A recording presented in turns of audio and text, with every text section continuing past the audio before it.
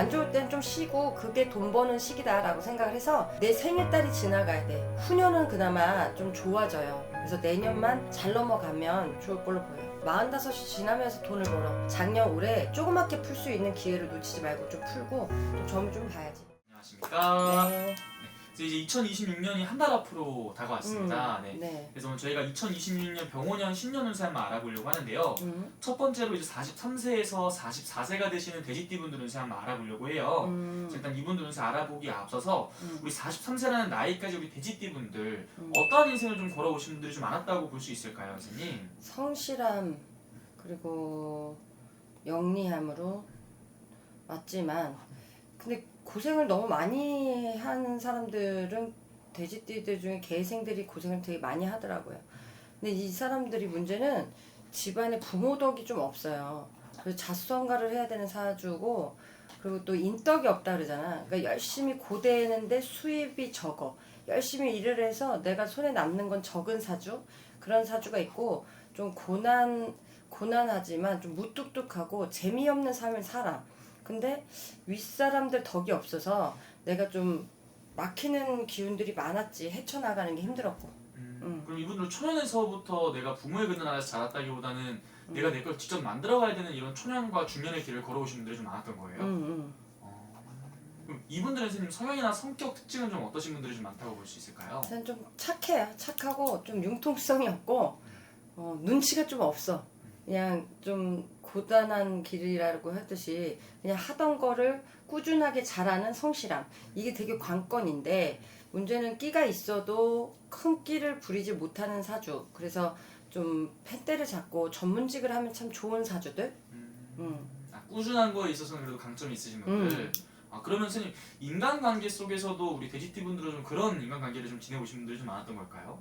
그쵸. 인간관계가 너무 엎치락 뒤치락이 많았고 좀 사람을 너무 많이 만났다 보다는 손에 꼽힐 정도로 만난 삶들이 많아요.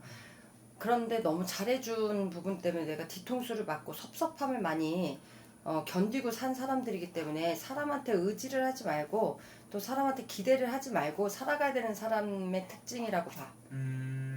그럼 이분들 같은 경우는 내가 좋게 해주고도 좋은 소리 못 듣는다든지 오히려 그거를 이용하는 사람들이 있는다든지 그런 부분들이 좀 인생에서 그쵸. 나왔다. 헌신의 기운이 많지.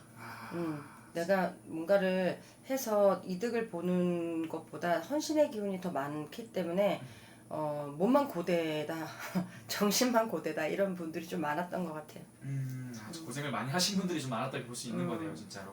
그럼 반대로 선생님, 우리 43세 돼지띠분들이 그래도 가지고 있는 뭐 장점이라든지 이분들만의 타고난 복이 있다면 좀 어떤 것들이 있다고 볼 수 있을까요? 식복은 있다고 봐요.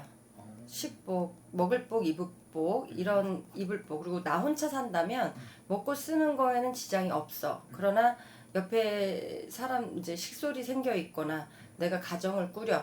이런 부분에는 내가 모든 거를 양업계에다 짊어지고 가야 되는 사주.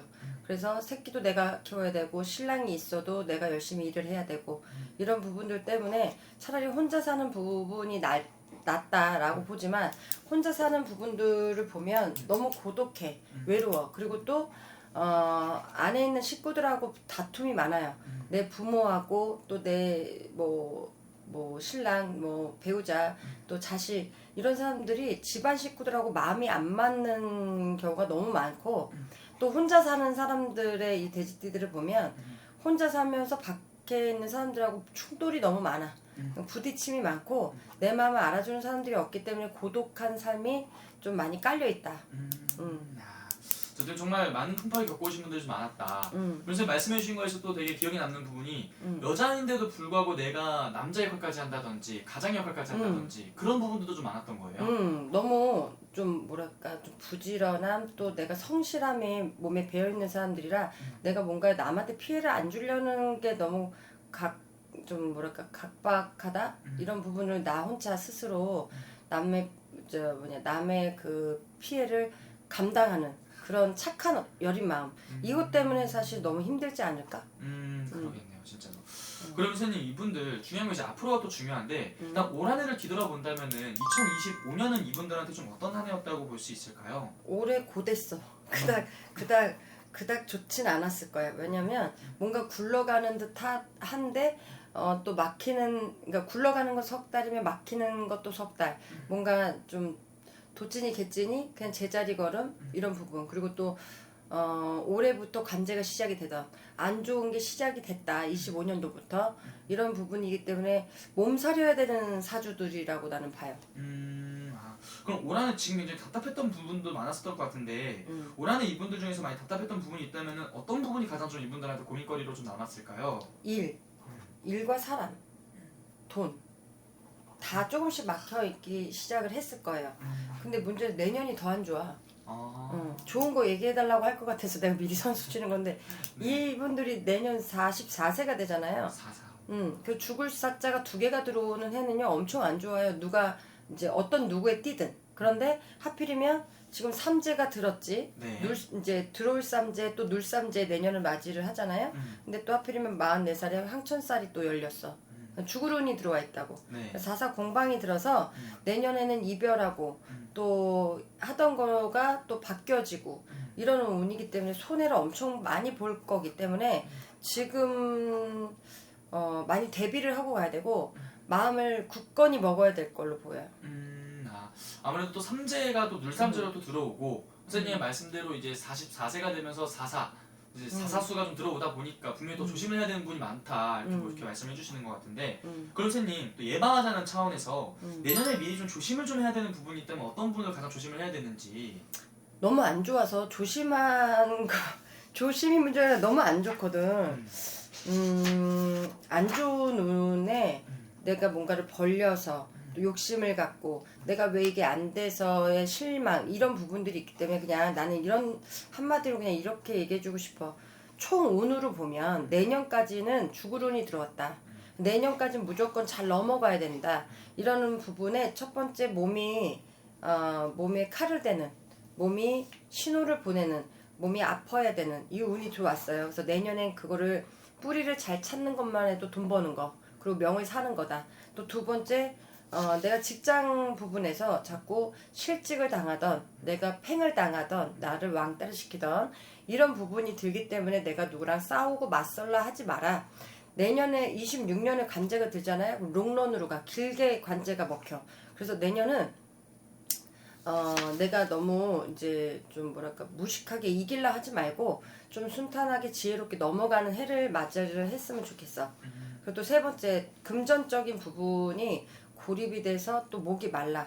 근데 이제 돈이 왜 안 벌릴 때는 막 더 조급증이 오고 나만 좀 이상한가 막 이런 부분들이 되잖아요. 근데 이제 금전에 대한 투자만 좀 안 하면 그나마 손실을 안 본다. 그래서 내년에는 먹고 쓰는 정도만 있으면 하늘에 감사하고 내가 잠시 잠깐 숨 돌리는 시간을 좀 갖는다라고 생각을 해야 돼.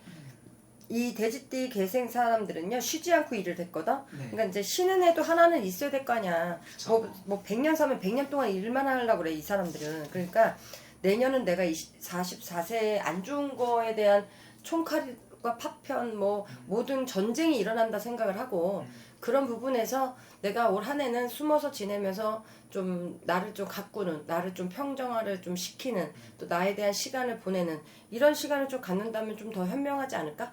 맞습니다. 이게 또 아무래도 100세 시대다 보니까 어떻게 100년 인생 다 대박나고 좋은 운기만 있을 수는 없잖아요. 선생님 말씀하신 대로. 근데 이 사람들 욕심이 되게 많아. 그래서 100년 동안 자기는 무조건 벌어야 된다. 다 잘 돼야 되고 이게 있어. 그게 근데 하루 있어. 좀 쉬어가는 좀 시기를 좀 가지는 게 좋을 것이다. 그럼 그럴 때도 필요하지. 안 좋다는데 뭐하러. 안 좋을 때는 좀 쉬고 그게 돈 버는 시기다라고 생각을 해서 그냥 비껴간다. 그리고 또 그럼 내년 한 해가 뭐 매년 안 좋을까요? 이러잖아. 내 생일달이 지나가야 돼. 우선 내 생일달까지가 엄청 고력이 심해요. 그래서 그 생일달을 지나고 또 내년도 그렇지만 후년은 그나마 좀 좋아져요. 그래서 내년만 44만 잘 넘어가면 좋을 걸로 보여요. 그러면 선생님 이분들 이제 내년까지만 좀 그러면 잘 이렇게 넘어간다면 앞으로 이제 뭐 40대 후반, 50대 초반 이렇게 쭉 흘러가면은 그래도 좀 더 기운들이 이제 조금씩 올라온다고 볼 수 있는 걸까요? 내년에 이별수, 공방수도 있어. 헤어지고 또 집안에는 누가 돌아가시고 뭔가가 자손의 어떻게 보면 뜻하지 않는 아픔도 들어와요. 내년만 지나면 45, 46, 45이 지나면서 돈을 벌어. 47까지. 그러니 내년만 잘 무고하게 44살 잘 넘어가시면 될 것 같아요. 아, 좋습니다. 그리고 선생님 지금 나이로 말씀을 해주시는데요. 음. 태어난 달로 이제 월로 본다면은 몇 월생분들이 그래도 내년에 좀 더 괜찮다고 볼 수 있을까요? 5,6월생? 5, 6월생 음력 기준. 음력 기준 5월, 6월생은 그래도 안 좋은 사람들은 3, 4월생. 3, 4월생은 더 조심을 좀 해야 되고 많이 그래도- 조심해야 돼. 아 맞습니다. 5월, 6월생은 그래도 좀 더 괜찮을 수 있다. 맞습니다. 왜냐면 오늘 또 말씀해주신 게 나이만 보고 말씀해주신 거니까 네. 태어난 생년 월일을 다 넣어서 아무래도 점 좀 보세요. 네, 이때는 신문을 진짜 점 좀 봐야 돼. 아, 삼재도 풀어야 되고. 이 삼재 작년 거 안 풀고 올해 거 안 풀고 내년에 두드려 맞을 수 있어요. 그러니까 작년 올해 조그맣게 풀 수 있는 기회를 놓치지 말고 좀 풀고 또 점을 좀 봐야지. 맞습니다. 그럼 또 자세히 또 궁금하신 분들은 개별 상담 통해서 또 요청될 네. 것 같습니다. 네. 감사합니다.